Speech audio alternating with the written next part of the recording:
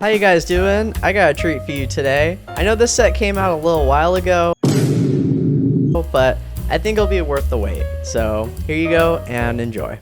Starting with the box, I can't stand this stupid battery sign. Nobody that's 18 years or older is consuming batteries Lego. At least I hope not.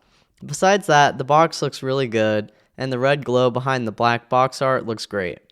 Opening the box, I didn't realize there would be more boxes. There are a total of 40 bags, where the first 19 bags are in the smaller box. It comes with 3 instruction manuals, where each one represents the removable section of the tower. The first one gives a little background of the set, the designer, a description of the section, and the minifigs that you get.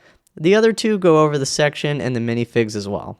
There's also a large sticker sheet. Here is sort of the process of me building it, where this connection is not very well supported and cut my finger pretty badly, so watch out for that.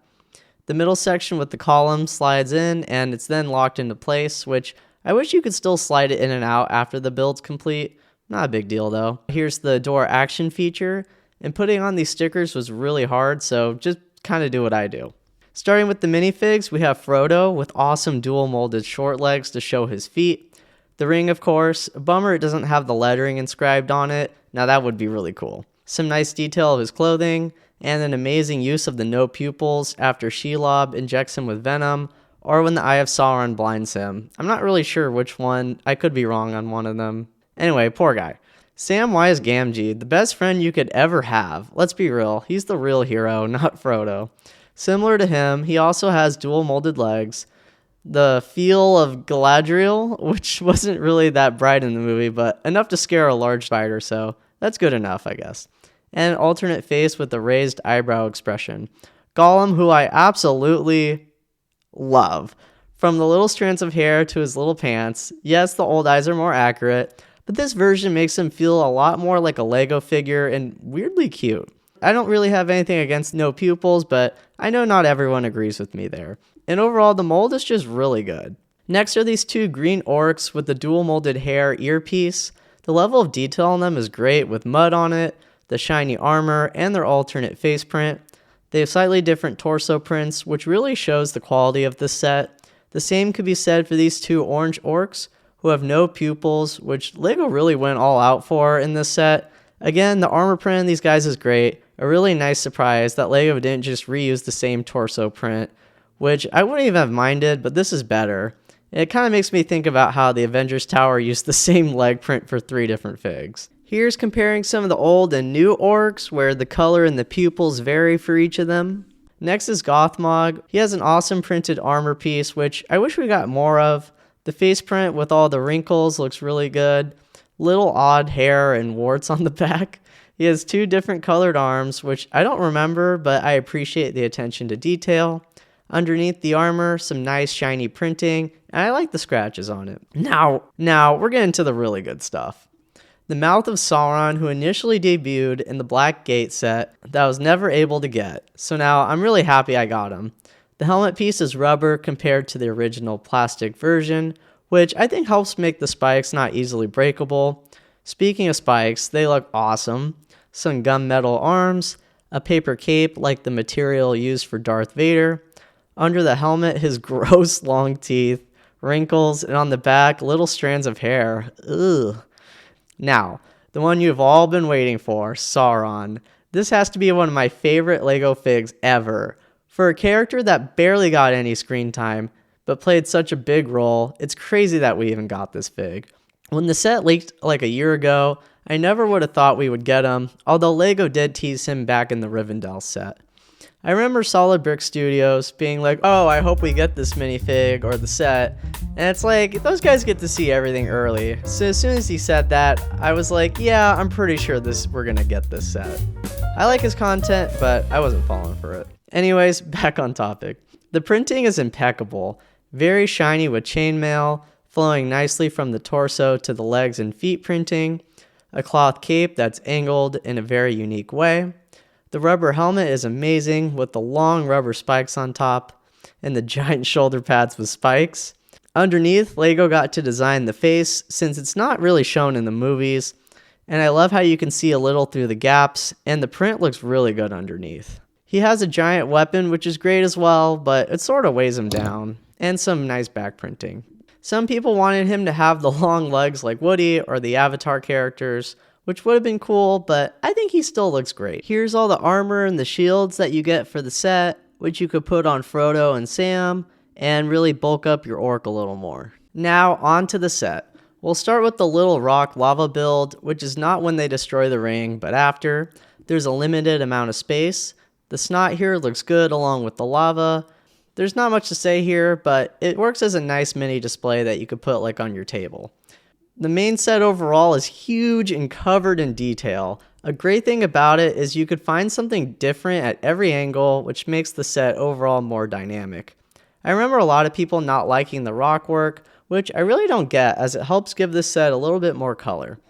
Starting from the base, there's lava seeping out in all directions.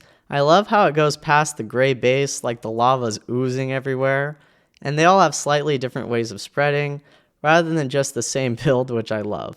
The part which you will see the build excel at multiple times is conveying how the light emitted from the lava reflects on other objects.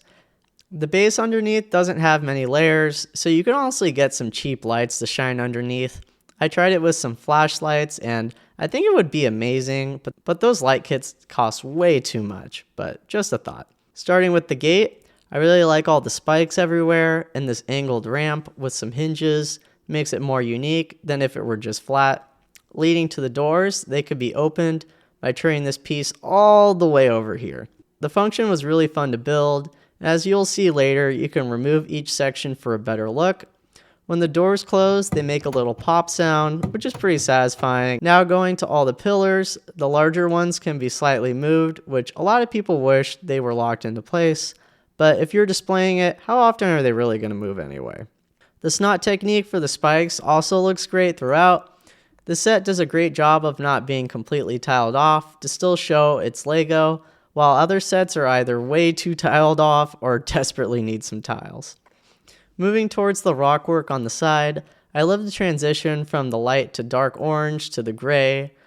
Going towards the next level, the lighting technique looks a little odd here considering there's no lava, so I think that stands out a little bit too much. Also, seeing the gray when it should have been black is kind of odd.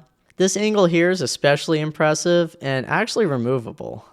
Continuing upward, there are these two really smooth pillars which look great, but the way the designers connected them seems like it's bending a little, and I appreciate the stability, but again, it's a display where it could have been fine without it. More rock work cascading upward. These little windows with orange. This is probably the most impressive section, with the use of A-wing pieces around a doorway, I think. Some more windows. The spikes continue to circle around the tower, and these are all rubber. This part here feels very gothic with the giant sword pieces, and it's very well done, along with the flaps that you can slightly move. Getting to the Eye of Sauron, truly an amazing build. The lighting technique is in full effect with the eye reflecting light on the tower, where the spikes use a new color for a piece used in the Power Miners Crystal King set. The snot work is expertly done and very smooth. These fairly new pieces are putting in the work as well. The eye looks awesome. It doesn't move too much to side, but you could turn it like this and it could go quite a bit. There's a light break included to have the eye light up, but unless you're in a really dark room, you don't really need it as it looks pretty bright already with all the colors. The cylindrical shape build also reminds me of those NASA rocket sets, or kind of like the turbine on the Razor Crest. But I feel like we're missing something. Perhaps a gift with purchase with a very limited run and the value skyrocketing in the aftermarket. It makes sense why. It's pretty awesome. This one was so popular that it was out of stock within a little over a day, or Lego just didn't make enough. The build is very fluid with ball joints, racket joints, and hinges everywhere. The tail moves, the leg moves, the feet move, the neck moves, the head, the mouth, the wings. Sorry. The stand itself is nothing special, but it really helps display this rather dynamic set, and clamping the feet on the rock is pretty satisfying. The spikes on the back of the hind legs and the top of the head are rather impressive, considering they are on the bottom of a piece and not on top. Going back to the wings, I love how they are tinted with veins and look good at any angle you display it. The Technic structure is well done, and I like that you have some spikes on the side. The bottom belly area has the tan pieces that flow together, and the darker brown tan in the back. Part of me thinks that they should be the same color, but I'm not sure. You guys can let me know about that. The head is pretty clever as you build it upside down, and once you rotate it, you realize that you've been building the head the whole time. The minifig Nazgul is pretty generic, but I like it. The raggedy cape with holes is really cool. There's some nice torso detail, and the really cool sword mold, which is nice to own for the first time. I heard so many people online hating on this gift with purchase, and I don't really get it. I mean, at least we get a gift with purchase. The Venator didn't get one. Many people were sad that we weren't going to get 4 minifigures in this GWP, which I find really hilarious because sets like Rivendell, their gift with purchase was pretty much the brickheads that you could just buy separately. I feel like this Lord of the Rings gift with purchase is sort of like the droid troop carrier, where I think a lot of people would have preferred if it be its own set that people can buy separately, rather than having to buy a bunch of huge sets. So I think that part of Lord of the Rings definitely needs a lot of work, so hopefully we could get more affordable ones in the future. I believe Tiago Catarino said that there was no space to place the Fell Beast, but if you remove this piece, you could place him on the tower, and wow, he really does elevate this set. I'm just going to leave him on at this point. Now to the back side of the tower. Here's what that door feature looks like from inside. Lots of nice armory detail to hang your lovely printed shields, molded helmets, and shoulder pads with spikes. I love how they use the lava for welding, and just lots of nice details throughout. This poor soul is trapped in a cage, which you can lower to the lava, which is crazy that LEGO even included this, but as someone who loves play features, I'll take it. You got a little cave with a fish, indicating that it's a spot for Gollum, maybe when they're torturing him to find the ring. The pillars are also very smooth and are helpful structurally, and it reminds me of the Disney castle, but of course, this one's not as magical. Also, a little handle to pull out, revealing a reference to Shelob the spider. Now to the section that was very polarizing for fans. Like the Avengers Tower, not everything is seen inside, so the designers had to make stuff up, and this makes sense. Is it goofy? Yeah, but I mean, you have this in the set, so what more do you want? The meat is back on the menu reference is great, and kind of dark watching that scene again. The rum keg is a neat build, and I like how some of it's dripping out. The table is big, and I wish they put some support in the middle as the table bends a little bit. Having the food connected with clips is so much better than the Shire set. Having the food loosely placed and falling everywhere. A little stove to the side using lava as a heat source. Orcs are pretty dumb, but you gotta hand it to them for being resourceful. And another little handle to pull, revealing the 3 rings of the elves. Moving to my favorite part of the set, Sauron's chambers. The throne with the spikes is great and reminds me of that Game of Thrones throne. How many times have I said throne?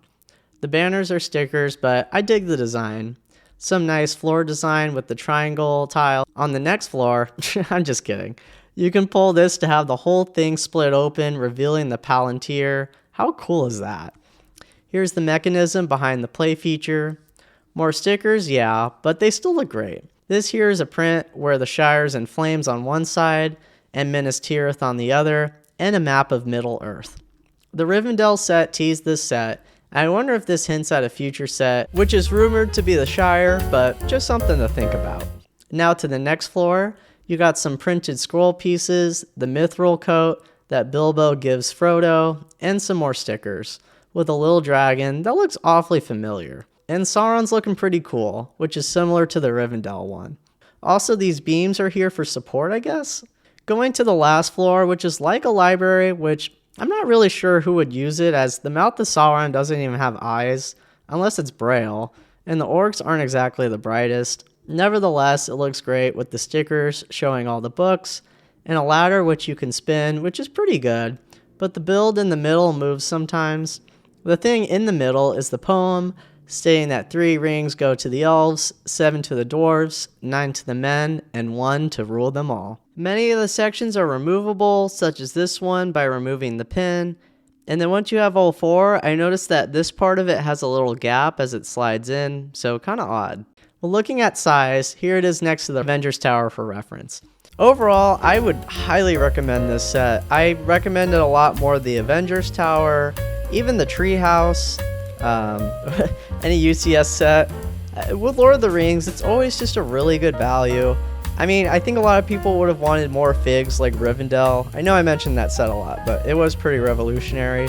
But the quality on these figs are just really good, especially Sauron. I mean, we got Sauron. What's there not to like about that?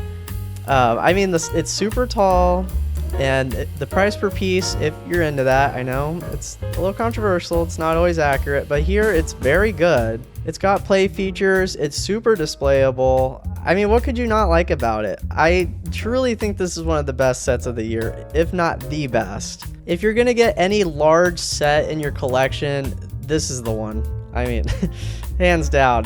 Anyways, guys, thanks for watching, and take care.